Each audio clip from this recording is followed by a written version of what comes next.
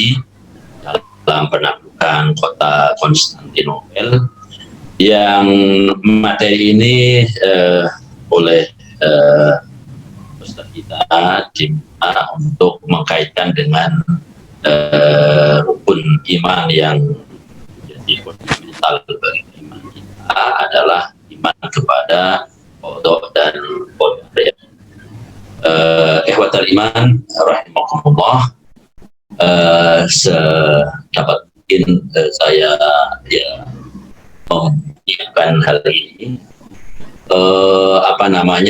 Materi ini sumber utamanya ada dua buku atau dua kitab. Yang pertama kitab karya Syekh Al-Mutairi, namanya Al-Arba'un Al-Mutawatirah fi Fadail Istanbul Al-Fakhirah, dan buku yang kedua saya ambil dari kitab Syekh Al-Qardawi, ya, judulnya Al-Mubarakkat binti Saril. Baik, sedikit tentang Abu Ayyub, ya. Nama aslinya adalah Khalid, ya, Khalid.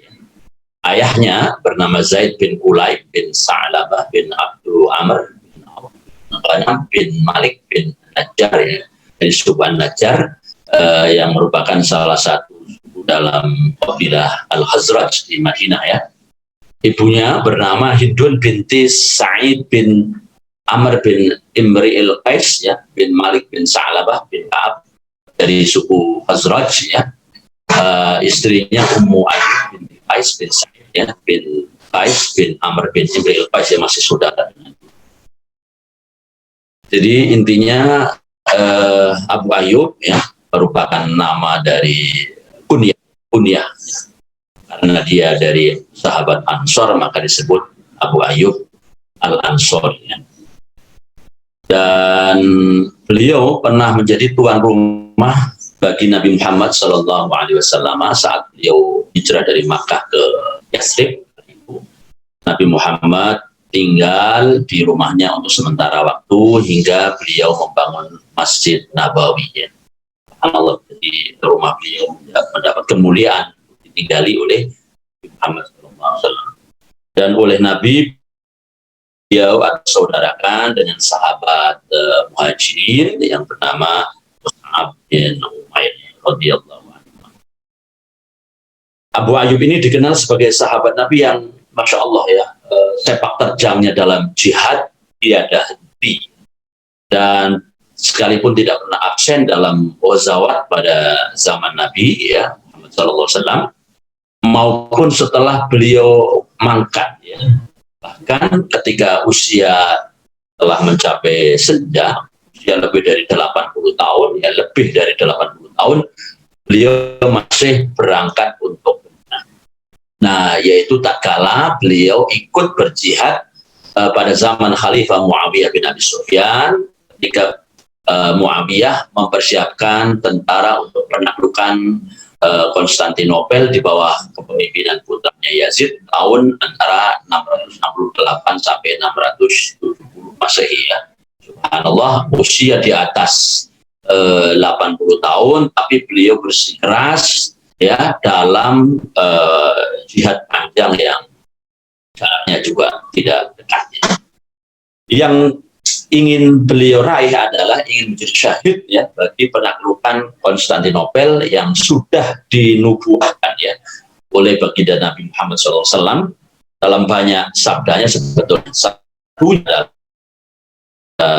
beliau, la tuftahannal Konstantiniyah fala ni'mal amir amiruha wala ni'mal jais dalikal jais, ya. Sungguh Konstantinopel akan ditaklukkan, maka sebaik-baik pemimpin adalah pemimpin yang menaklukkan kota itu, dan sebaik-baik pasukan adalah pasukan yang menaklukkan kota itu, ya.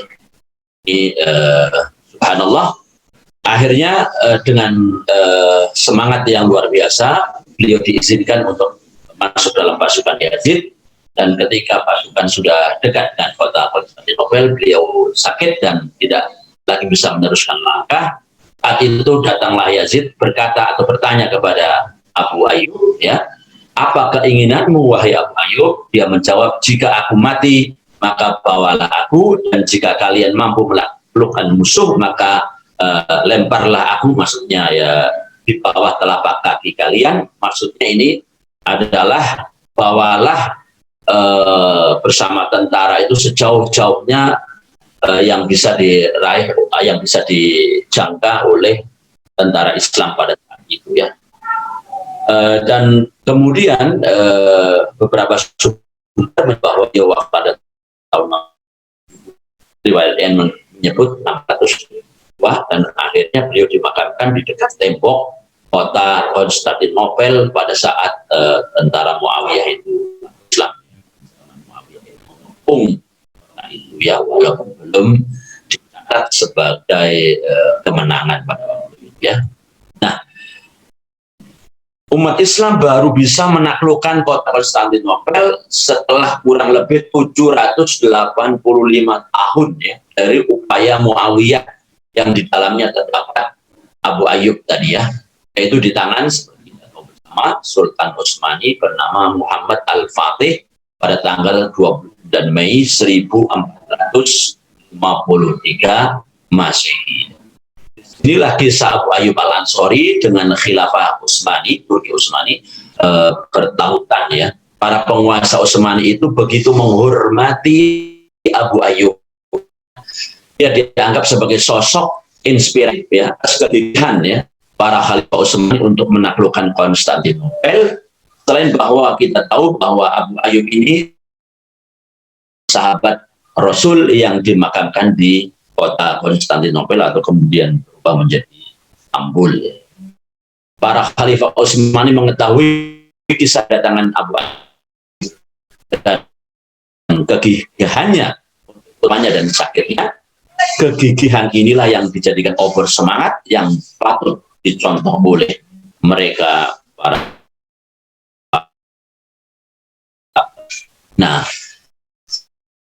tadi tahun 1415 ya, Masehi, di bawah pimpinan Muhammad Al-Fatih, guru dari Al-Fatih ya, yang terpendam Abu Ayyub yang dalam tanda kutip hilang puluhan abad sebelum pengepungan Al-Fatih itu ya. Sebagian riwayat menuturkan Syekh Atta mengumpulkan tentara Utsmani sebelum pengepungan dan memberitahukan kepada mereka bahwa Abu Ayyub mendatanginya dalam mimpi dan memberitahukannya di mana makam dirinya, yaitu di sisi tembok Konstantinopel. Subhanallah. Penaklukan Konstantinopel, Sultan Muhammad Al-Fatih kemudian menentukan posisi persisnya makam Abu Ayyub, dan benarlah di situ ada batu nisan tertulis namanya. Lalu Al-Fatih membangun masjid yang bernama Masjid Ayyub Sultan ya. Jadi Masjid Ayyub ini diambil dari Abu Ayyub ya, nama Abu Ayyub ya, sebagai masjid pertama yang dibangun di kota Istanbul, yaitu pada tahun 1458 ya. Ya, Sofia itu tidak dibangun oleh Sultan Muhammad ya.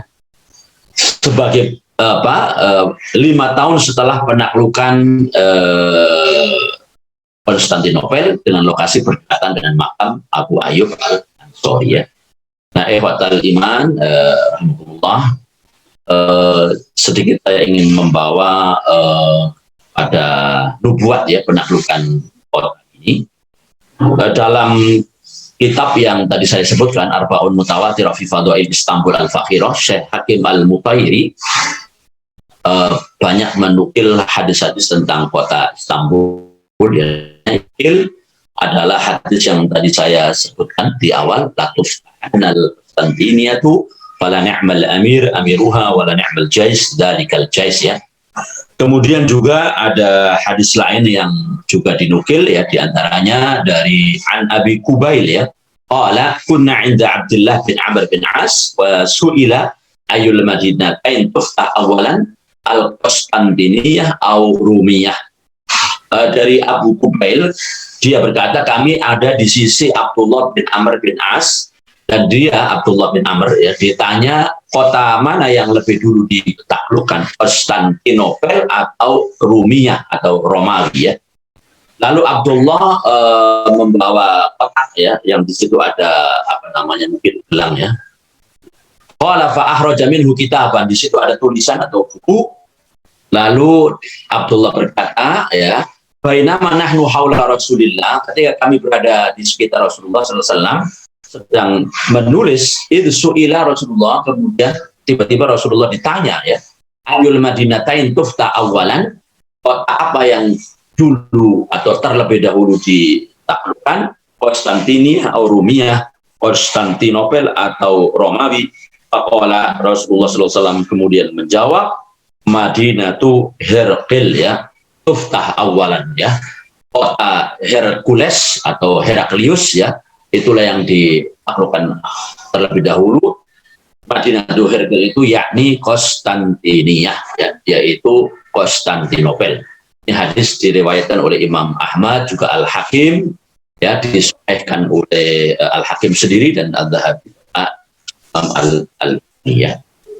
Kemudian ada hadis lain yang ini menyangkut, atau mungkin tepatnya bukan hadis tapi asar ya. Ini berkaitan dengan nama Abu Ayyub sendiri ya di sini ya. Di situ disebutkan Ghazauna minal Madinah nuridul Konstantiniyah. Kami perang dari kota Madinah ingin menuju Konstantiniyah ya, Konstantinopel. Di situ ada apa namanya dari orang Mesir ya, di antaranya Uqbah bin Amir, lalu ada jamaah Abdurrahman bin Khalid bin Walid, lalu juga ada yang lain ya. Fahamala rajulun minna 'alal adu faqala an-nas ya. Salah seorang laki-laki di antara kami membawa apa namanya sesuatu untuk orang mahmah. Ada orang yang berkomentar dengan pasukan yang akan menggempur Konstantinopel itu, katanya yulki biyadaihi ila tahlukah.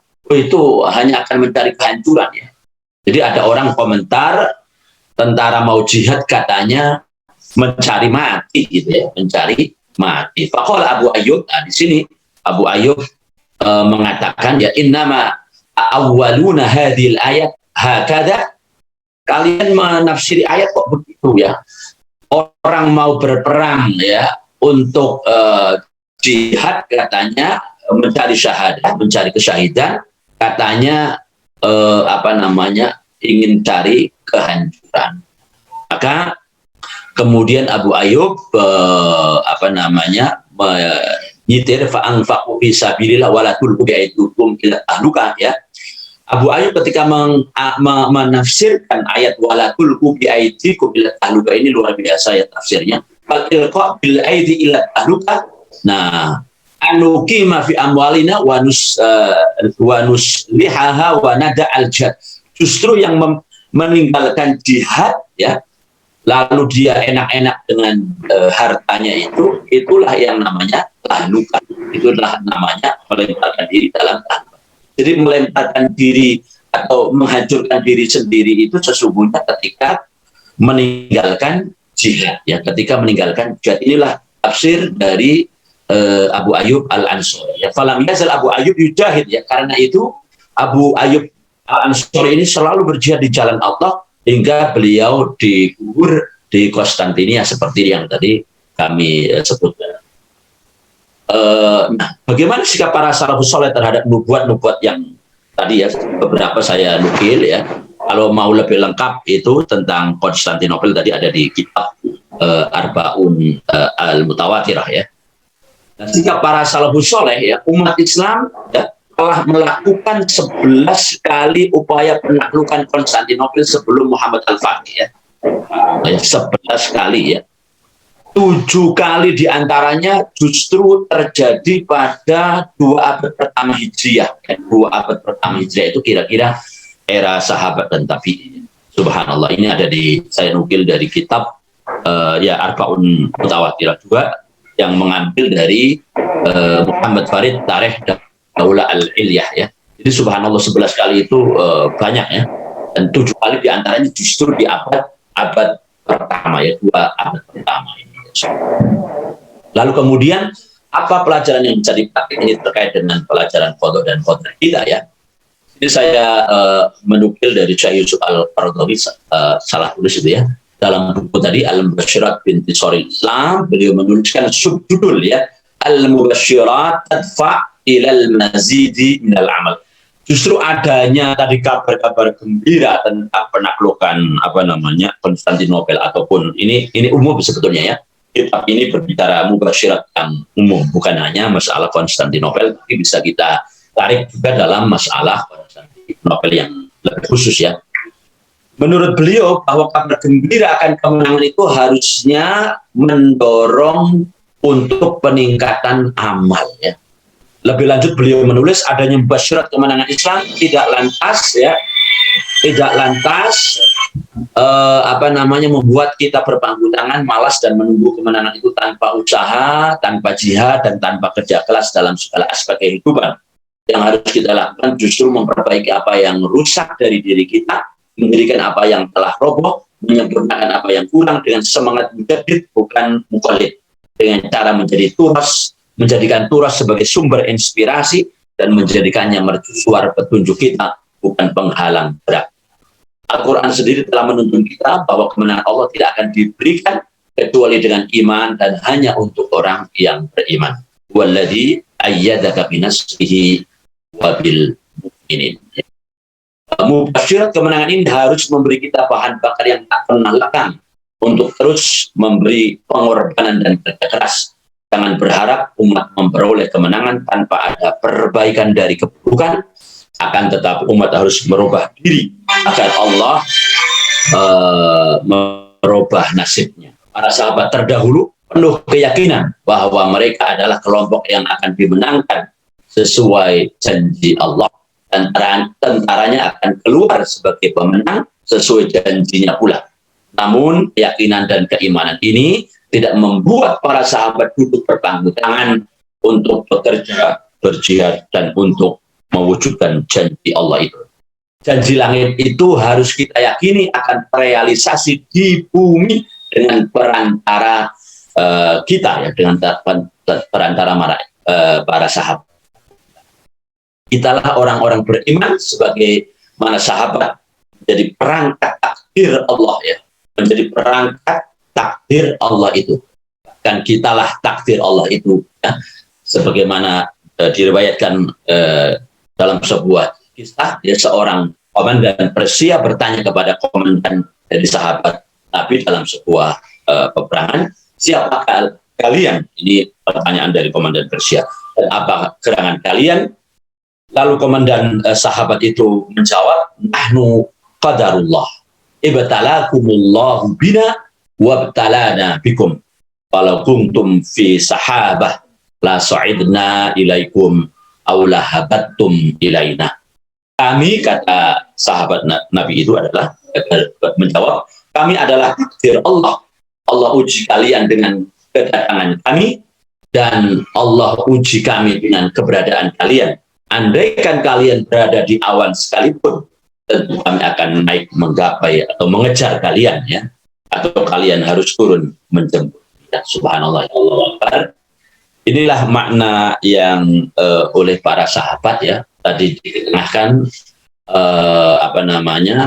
bahwa meskipun ada mubasyirat bahwa Konstantinopel itu akan dibuka, bukan lalu duduk-duduk tidur-tidur lalu Konstantinopel bukan, tetapi justru ya adanya nubuat atau mubasyirat tadi ya mendorong mereka untuk terus berusaha ya sampai berhasil ya 11 kali, bahkan yang ke-12 baru berhasil. Tadi alhasil di sini ada bisa kita simpulkan ya dari pelajaran Abu Ayyub ya, dan juga para salafus yang lain yang mengikuti jejak beliau.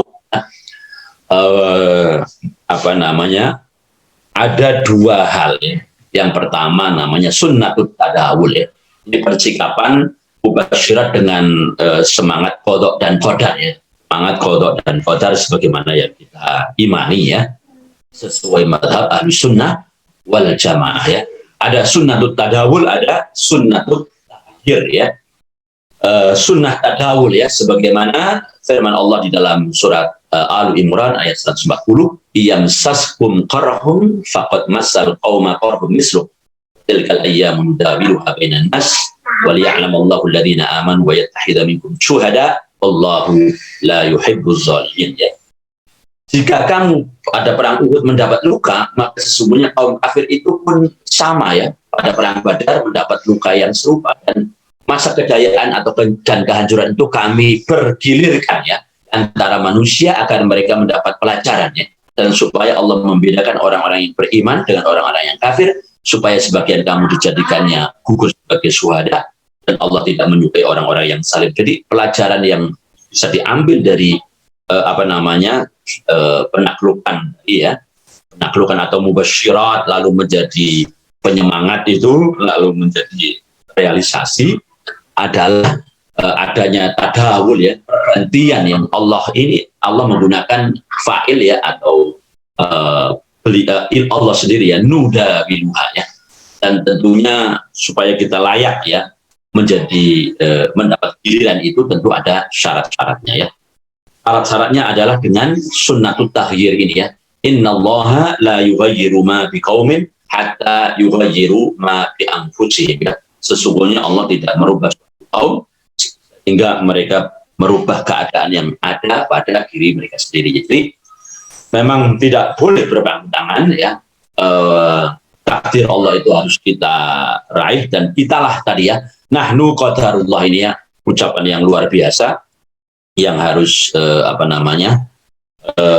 dimiliki oleh setiap kita, apalagi kita yang ada di jemaah ini ya, untuk selalu dengan semangat ya, tadi berdasarkan ada akhlak yang kita miliki, dan juga memahami fiqhul waqi' secara baik ya, agar kemudian hasilnya seperti yang diraih oleh misalnya Muhammad Al-Fatih, dan juga tentunya para salafus yang menjadi penyemangat itu semua. Dan ini adalah gambar masjid tadi ya, Ayub Sultan yang dibangun oleh Muhammad Al-Fatih ya. Namanya ya Muhammad ini ya, masjidnya ini tadi itu ya, Masjid Muhammad sahabat dari Masjid Ayub Sultan ya. Pertama di Istanbul, yang dibangun 5 tahun setelah penaklukan Muhammad Al-Fatih ya. Nah, inilah pelajaran yang bisa kita petik ya. Mudah-mudahan adanya mubasyirat, adanya tadi nubuat Nabi, bahwa juga kemenangan itu akan diraih kembali oleh umat Islam. Tapi sekali lagi bukan kita, tapi justru dengan adanya nubuat itu penyemangat kita. Makanya Syekh Yusuf Al-Qaradawi dalam pembukaan kitab tadi ya, ketika saya menulis buku tentang mubasyirat ini, karena salah satunya karena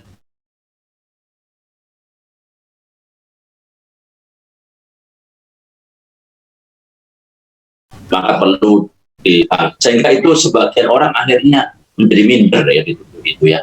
Juga perasaan minder itu perlu dibangkitkan ya dengan adanya mubasyirat. Saya kira itu mudah-mudahan ada manfaatnya.